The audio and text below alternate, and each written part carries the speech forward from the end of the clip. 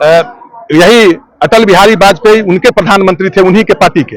उन्होंने उस देश के बारे में, इजराइल के बारे में उन्होंने कड़ी टिप्पणी दी थी। लेकिन आज यह भारत के मोदी जी ट्रंप के आगे घुटना टेके हुए हैं। हमको किसी देश से लेने के लिए ट्रंप की जरूरत नहीं है। भारत सक्षम देश है, उस सक्षम को असक्षम बनाने के लिए ये मोदी जी कर रहे हैं। कुछ लोग जो उनको पीठी पर ताव देते हैं वो गलत देते हैं। आज ईरान में जो ईरान अकेले पूरे देश में अमेरिका के ट्रंप के घुटना टेका दिया है।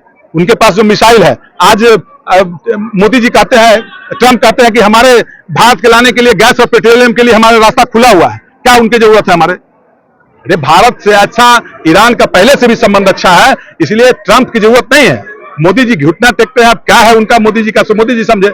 हम आपके चैनल के माध्यम से देशवासियों को कहना चाहते हैं, ऐसे डपोसंखी सरकार को हटानी चाहिए। जिस सरकार को आने वाला एक समय ऐसा आएगा जो अंग्रेज के समय में जो वोट का राज नहीं था, वोट करने का अधिकार नहीं था, वो धीरे धीरे वोट करने का अधिकार समाप्त कर दी जाएगी। लोकतंत्र समाप्त हो जाएगा। ये जनता के लिए, आने वाले लोगों के लिए, हमारे बच्चों के भविष्य के लिए खतरा है। भारतीय जनता पार्टी जो देश की एनडीए की सरकार है, वो कभी नहीं चाहता कि आपस में लोग भाईचारा बनी रहे।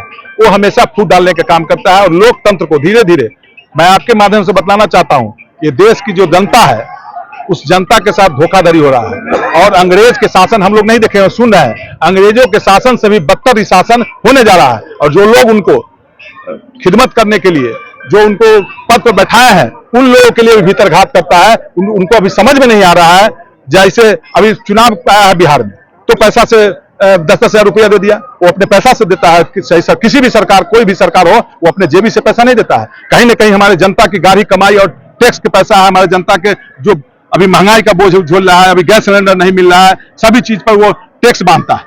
और उसकी कमाई है, जनता की कमाई है। विकास का जो पैसा है वो जनता, कहीं ना कहीं जनता पर बोझ पड़ता है।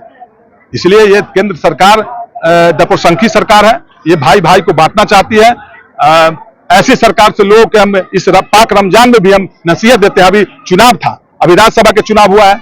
अब तो पहले हम देखते थे मुर्गा की बिक्री होती थी, बकरी की, मतलब बकरी की बिक्री होती थी, भैंस की बिक्री होती थी। लेकिन यह भारतीय जनता पार्टी और एनडीए की सरकार में अब जो बेशर्म विधायक लोग हैं, वो भी अब पैसा बिक रहा है बकरी और खस्सी की तरह। सरकार सभी चीज पर टैक्स बनाती है।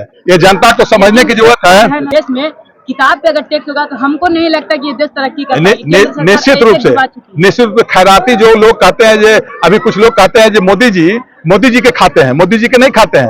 आपका अपना अनाज है। मोदी जी कोई प्रधानमंत्री बनते नहीं है। उससे पहले ये कांग्रेस के जमाना में भी जो ये अनाज था, वो कांग्रेस के जमाने में मनमोहन जी प्रधानमंत्री थे, उसी समय से लागू हुआ था। लेकिन आप जो एजुकेशन पर और किताब पर टैक्स की बात कहें, तो ये क्या लोगों को पढ़ाएगा? जो छोटे छोटे गरीब तबके, हमारा मुल्क में गरीबी ज्यादा है, जिनके गार्जियन के पास पैसा नहीं है, वो टैक्स कहां से देगा? और जिस किताब का दाम 10 रुपया था, टैक्स के हिसाब से 15 रुपया 20 रुपया पड़ेगा, दुगुना भार पड़ेगा। हम सरकार की मीडिया के माध्यम से भी कहना चाहते हैं कि सरकार को जो किताब और कॉपी पर, बच्चों के पढ़ाई लिखाई पर जो टैक्स बांध रही है, उसे उनको हटानी चाहिए। टैक्स छूट देनी चाहिए बच्चों को, ताकि हमारे देश में जो छोटे छोटे गरीब तबके, देहात में भी जो बच्चा पढ़ता है, वो भी हमारे देश में अबू कलाम आजाद बने।